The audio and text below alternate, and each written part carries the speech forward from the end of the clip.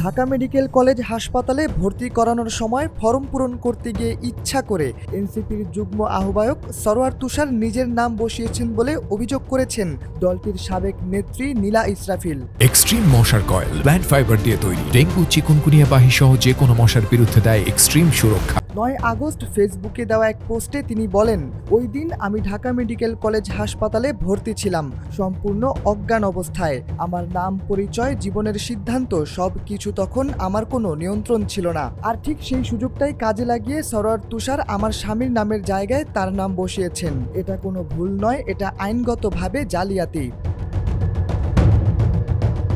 ফেসবুকের ওই পোস্টে ভর্তি ফরমের একটি ছবি যুক্ত করে নীলা আরও লেখেন, বাংলাদেশের দণ্ডবিধির 468 ও 471 ধারায় স্পষ্ট বলা আছে, প্রমাণ হিসেবে ব্যবহারযোগ্য নথি মিথ্যা তথ্য দিয়ে তৈরি করা এবং তা ব্যবহার করা শাস্তিযোগ্য অপরাধ। এছাড়া বাংলাদেশের তথ্য ও যোগাযোগ প্রযুক্তি আইনে অনুমতি ছাড়া কারো ব্যক্তিগত তথ্য পরিবর্তন করাও অপরাধ। আমার অনুমতি ছাড়া আমার পারিবারিক পরিচয় বিকৃতি করা মানে শুধু আমার সামাজিক সম্মানকে আঘাত করা নয়, এটা আমার মানবাধিকার লঙ্ঘন। এদিকে নীলার এই দাবির বিপরীতে ফেসবুকে পাল্টা পোস্ট করেছেন সরোয়ার তুষার। তিনি লেখেন, নীলা ইসরাফিল মাথায় আঘাতপ্রাপ্ত হয়ে আমাদের অফিসে এসেছিলেন। আমরা পুলিশ ডেকেছিলাম এবং তার পরিচিত মানবাধিকার অ্যাক্টিভিস্ট লেলিন ভাইকেও ডেকেছিলাম। পুলিশের উপস্থিতিতে লেলিন ভাই সহ আমরা তাকে হাসপাতালে ভর্তি করাই। তখন ভর্তি ফর্মে কি লেখা হচ্ছে তা খেয়াল করিনি। ফর্ম ইন্টার্ন ডাক্তাররাই পূরণ করছিলেন।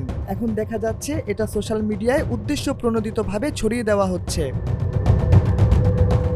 ফেসবুক পোস্টে তিনি আরও লেখেন, ভর্তি ফরমের ফর্মালিটিজের কথা আপনারা সবাই জানেন। এখানে পরিষ্কারভাবে দেখা যাচ্ছে কেয়ার অফ বা সিও লেখাটা লাল দাগের মধ্যে পড়ে গেছে। প্রচার করা হচ্ছে আমি নাকি তার স্বামী। হাসপাতালে পেশেন্ট যখন আপনি ভর্তি করাবেন তখন পিতা বা স্বামীর নাম না জানা থাকলে সিও বা কেয়ার অফের জায়গায় যে ভর্তি করিয়েছে তার নাম লেখা হয়।